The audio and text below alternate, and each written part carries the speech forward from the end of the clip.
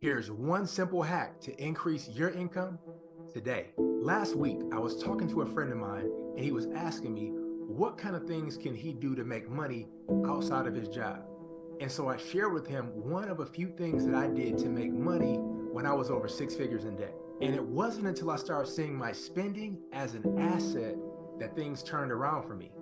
What I did was I looked over all the things that I was spending money on a regular basis, and I truly appreciate it and I really enjoy it.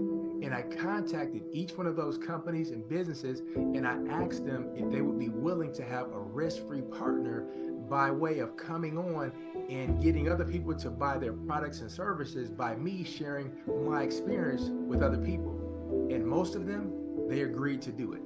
Me enjoying and appreciating their products and services was really important, because it's hard to convince somebody else when you're not convinced yourself, because all of your convincing starts with your conviction.